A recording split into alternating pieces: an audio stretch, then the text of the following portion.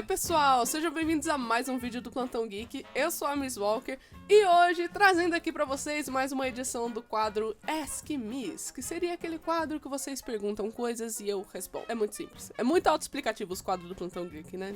Glick é muito bom. Erra o nome do canal mesmo, fia. É isso aí. Basicamente eu joguei nas minhas redes sociais, né? No Twitter, no Instagram e também no YouTube. E o Discord, não posso esquecer do Discord. Então eu joguei em tudo mesmo a hashtag AskMiss pra vocês poderem fazer perguntas sobre o que for e eu vou responder no vídeo de hoje. Eu tô correndo bastante com a introdução porque eu sei que tem bastante pergunta hoje, tá bom? Mas antes de eu começar aqui a responder as perguntas de vocês, não se esquece de se inscrever no canal e deixar um like, porque isso me ajuda muito, sério, ajuda demais, gente. É coisa fácil, né? Só se inscrever aí, clica no sininho pra você não perder nenhuma notificação aqui do Plantão Geek. Manda pra aquele seu colega que gosta de filme, gosta de série, gosta de Stranger Things, que é outro assim, assunto que eu falo muito aqui no canal, né? E bora lá, vamos responder as perguntas de vocês nessa nova edição de Ask Miss. Ah, vamos nessa! Ou Lost.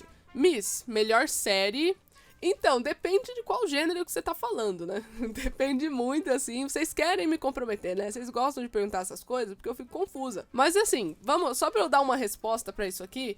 Pra mim, a melhor série de drama já feita, a série que mais aprofunda a personagem, aquela que faz você entender todos os problemas que o personagem tá passando e você sofre, você fica feliz e passa todas as emoções. This Is Us. Gente, essa série tem você já viu só de This Is Us, que vai estar passando aqui no card pra você dar uma olhadinha.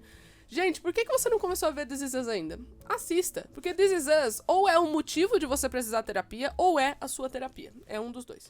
Maybe I don't want you to feel like you stand out.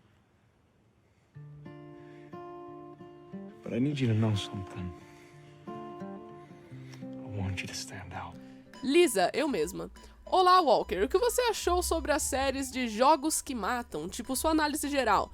Round 6, Alice in Borderland, etc. Você acha interessante ou nem viu? Ah, você é incrível. Deus abençoe. Pô, muito obrigada.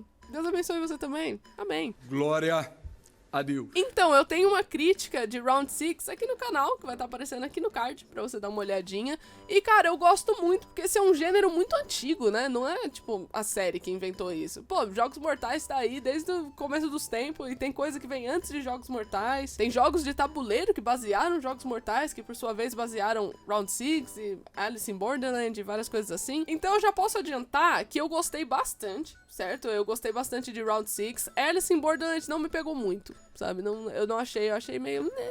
Eu achei meio bosta. Vitor Hugo, você fez algum curso, faculdade de audiovisual? Se sim, qual? Sim, Vitor, eu sou formada em rádio, TV e internet. Então é um curso audiovisual aí, eu já tô formada há um tempo. E eu tenho especialização em cinematografia, que seria a direção de fotografia, né? A fotografia aplicada no cinema. E também narrativa psicológica, que é um dos setores aí que são estudados em roteiro. Biscoito 008. Miss, você já pensou em escrever um livro sobre algo ou alguma coisa relacionada a cinema e como é trabalhar com isso?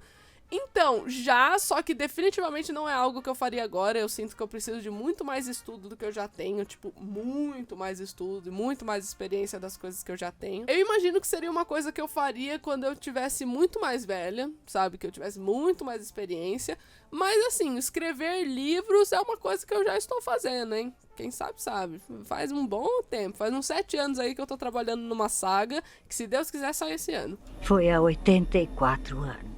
Kyla Watts. Miss, o que você acha de Jurassic Park, de 1993? Recomendaria? Eu amo Jurassic Park. Pra mim só existe a trilogia original de Jurassic Park, apesar que Jurassic World é bem legal também. Foi excelente pra atrair a nova geração a Jurassic Park, né? Então é bem bacana por conta disso, é bem da hora mesmo. Só que, gente, nada supera Jurassic Park 1, que é esse de 93. Tem umas cenas tão icônicas. Por favor, Monte, se você conseguir, coloca a cena. Aquela cena da menina comendo a gelatina, que ela coloca assim a colher na gelatina e aí entra um Velociraptor na cozinha enquanto ela tá tremendo com a colher. Gente, essa cena é tudo. É o ícone do cinema pra mim, é essa cena.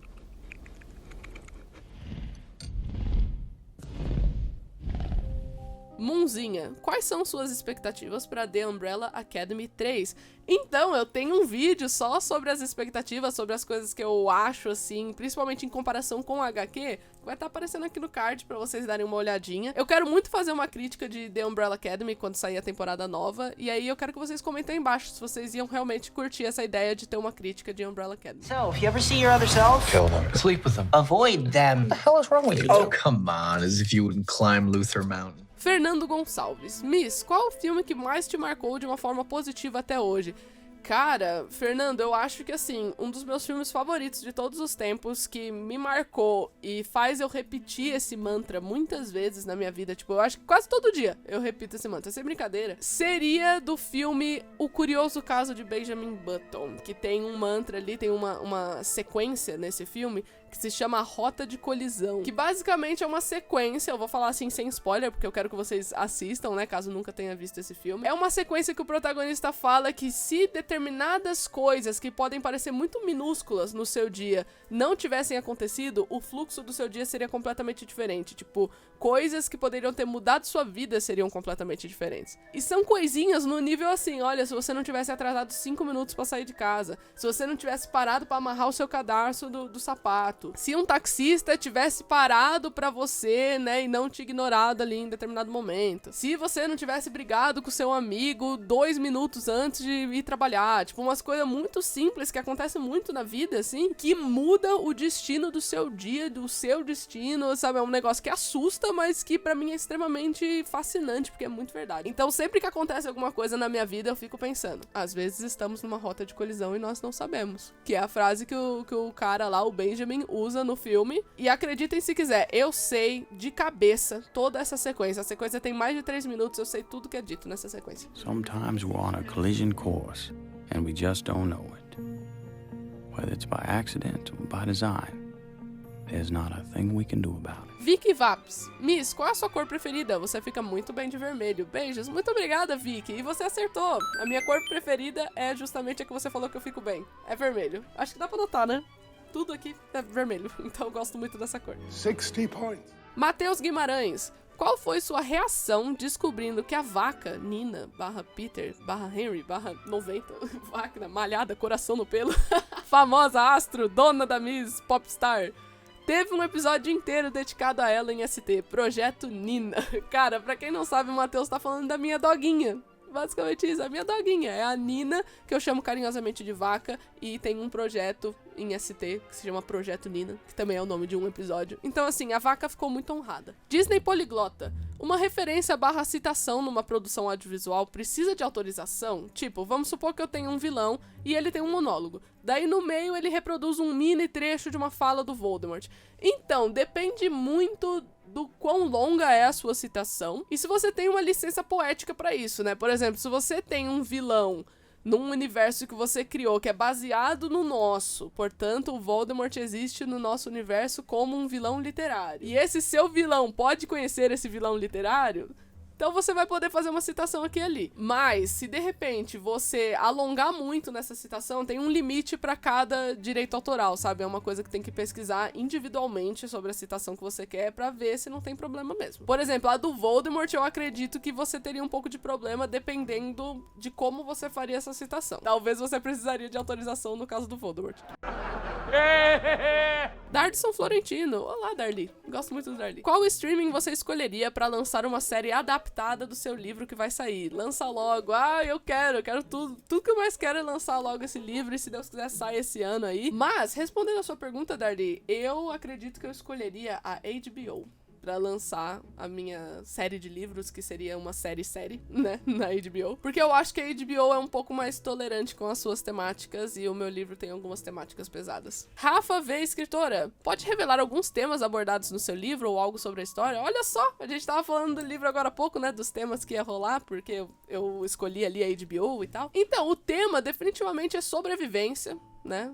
Isso é um tema principal do livro. Então você tem ali um conjunto de personagens, né? São 6 protagonistas, que a história vai trocando entre o ponto de vista deles, né? É uma história linear, só que vai trocando ali entre os pontos de vista. E eles todos estão sobrevivendo a um apocalipse, né? Na maior pegada, assim, The Walking Dead, zumbis e etc. Então você tem alguns temas que eu considero particularmente pesados, porque eu sou muito fã de narrativa psicológica. Então eu quero que realmente você sinta o que o personagem está sentindo. É um dos motivos do livro ser suspense e terror também. É um negócio que eu quero que você sinta que o personagem está desesperado. Eu quero que você sinta que o personagem não sabe o dia de amanhã.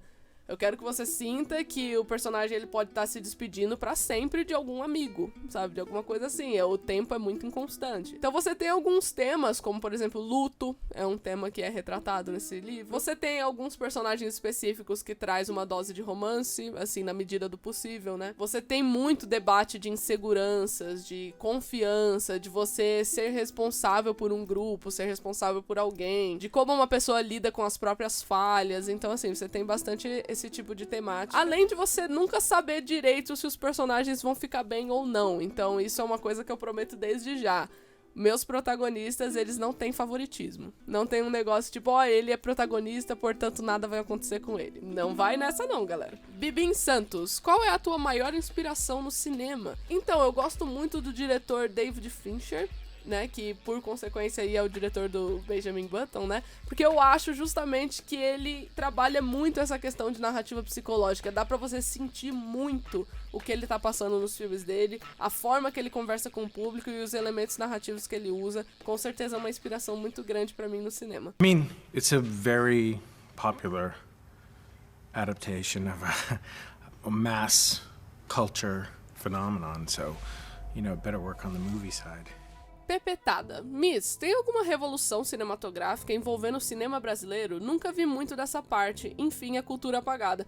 Sim, enfim, a cultura apagada. Gente, olha, eu não posso nem pensar na quantidade de pessoas que existem por aí que simplesmente caga pra cultura brasileira, gente. Um negócio assim, gosta de determinada série americana e tudo mais, e aí, de repente, passa a considerar que todas as produções brasileiras são uma bosta, e é isso aí. Eu fico tipo, nossa, falta eu querer me jogar da janela, sabe? E tem umas coisas que o próprio brasileiro cai na própria armadilha. Por exemplo, teve uma época aí que saiu uma série chamada Julie and the Phantoms. Gente, o pessoal achou fenomenal a série, sabe? Nossa, que série incrível, meu Deus, maravilhosa. Legal, a série realmente é bacana. Só que você sabe que a série original é brasileira, né? Julie e os Fantasmas.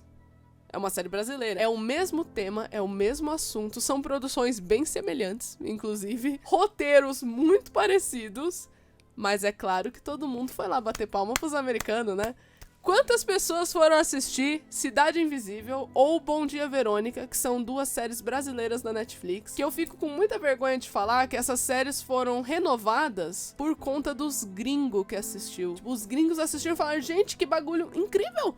Bom Dia Verônica, meu Deus, é uma série incrível. Cidade Invisível, tem até vídeo aqui no canal, ó, tá passando aqui no card. Cidade Invisível, uma série incrível. Essa é a cultura brasileira, o folclore brasileiro. Poxa, que legal. Os gringos amou, todo mundo curtiu. Mas aí pergunta quantos brasileiros foi ver a série brasileira que tava sendo enaltecida lá fora. Tem uma galera que não sabe, por exemplo, e eu vou considerar isso como parte da minha resposta aqui pra essa pergunta, que as telenovelas brasileiras, gente, simplesmente não existe nenhum outro país no mundo que faça uma novela comparada à novela brasileira. Em questões técnicas mesmo, eu tô falando, tá? Gente, você vê umas sequências de umas novelas brasileiras, assim, que é uma coisa chocante. Teve aquela novela lá, por exemplo, da Bibi Poderosa, né? Que teve a Juliana Paz e tudo mais, que os caras fez uma sequência de uma invasão na favela que os caras usou até um drone. É uma coisa assim que ficou parecendo de um filme que você tá vendo na tela do cinema. Essa novela agora que tá passando aí, Pantanal, gente, é a fotografia mais bonita que eu já vi, assim, da cinematografia brasileira. Parece literalmente um filme, mas quantas pessoas falam disso? Enfim, a cultura apagada, né? Isso me traz muita tristeza no coração. Então, assim, com certeza, uma das revoluções cinematográficas que o Brasil trouxe foi a respeito das telenovelas. Inclusive, a gente tem muitas telenovelas aí, séries brasileiras, que que foram premiadas, assim, no Emmy Internacional e pouca gente fala sobre. A minha novela favorita, por exemplo, é Caminho das Índias. Caminho das Índias ganhou Emmy. Você tem essa novela sendo dublada em vários países do lado de fora. Avenida Brasil foi outra novela super premiada. Por quê? Porque a galera reconheceu ali uma coisa que não tem em nenhum outro país, sabe? Só no Brasil. E historicamente, né, só pra complementar essa resposta aqui, inclusive já fica a pergunta, gente, vocês gostariam de um cinemei só sobre a cultura brasileira envolvendo o cinema? Porque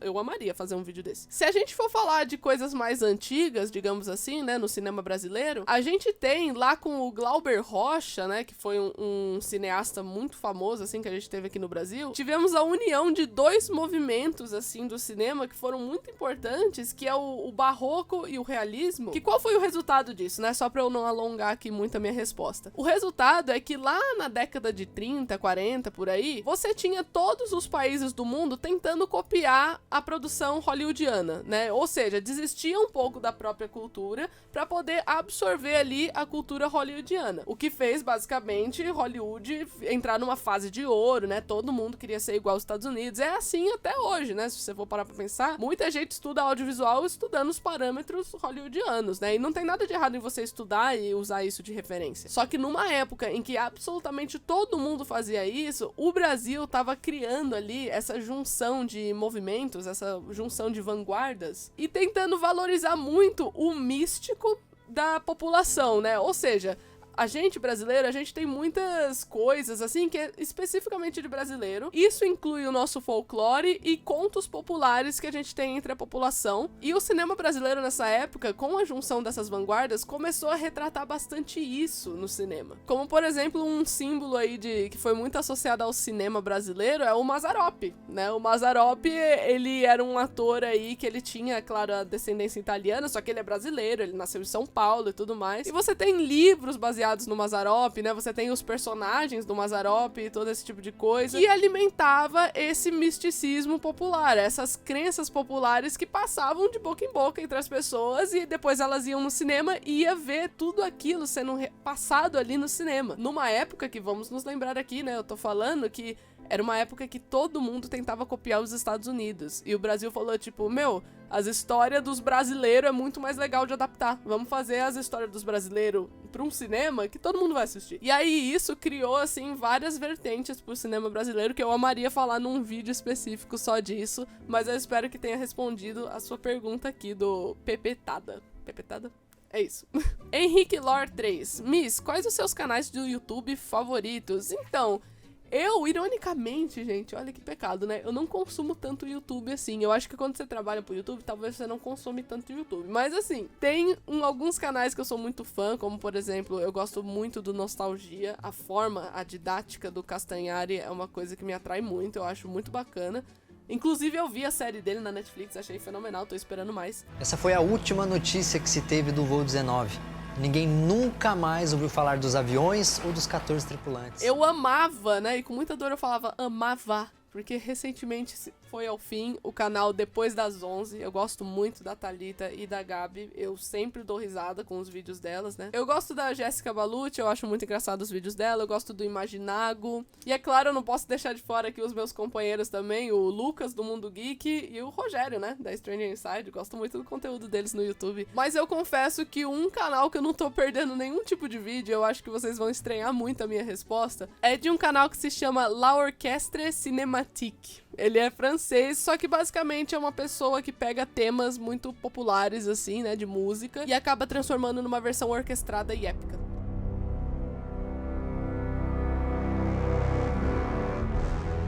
Bibi AMC, o que te dá inspiração para escrever o seu livro? Então, eu diria que uma grande inspiração para eu ter escrito o meu livro é que eu comecei a escrever ele numa fase muito difícil da minha vida, em que eu não conseguia colocar nada para fora. E aí a forma que eu achei de colocar as coisas para fora foi pegar o meu cotidiano, pegar pessoas que eu conhecia e até mesmo eu mesma, né? E colocar algumas expressões ali, algumas formas de sentimento pra fora. Então a grande inspiração pra eu escrever livros, eu diria que foi uma forma de lidar com a minha própria vida.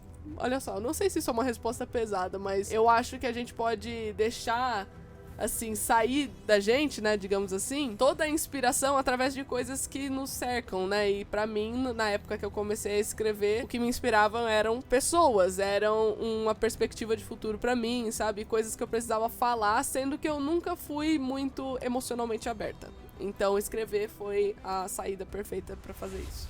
Ei, Bruna Moraes. Miss, você usa aparelho desde quando?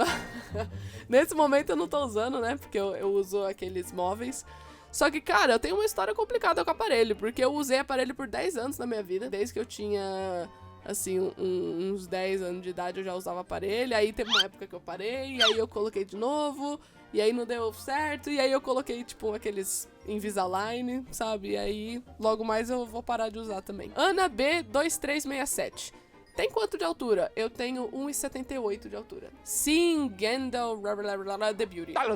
Já leu alguma fanfic? Se sim, de qual universo e o que você achou? Cara, eu vou falar um negócio que com certeza as pessoas vão me zoar. Mas, assim, sim, eu já li fanfic. Eu acho, inclusive, uma ótima forma de estimular a escrita. Pessoas, tem muita gente que, assim, é mestre na escrita e tá escrevendo fanfic, gente. É um bagulho impressionante. Você tem até obras aí, né, na vida real, que o primeiro contato que a pessoa teve na vida foi escrita e esse tipo de coisa através de fanfics. E pra mim, a melhor fanfic que eu já li na minha vida, e agora é o momento que vocês vão dar risada, era de Como Treinar o Seu Dragão. Literalmente. Gente, e foi a melhor fanfic que eu já li na minha vida, porque a pessoa, né, no caso a menina que escreveu, ela pesquisou toda a cultura nórdica e toda a mitologia pra fazer uma ambientação viking. Foi uma coisa fenomenal.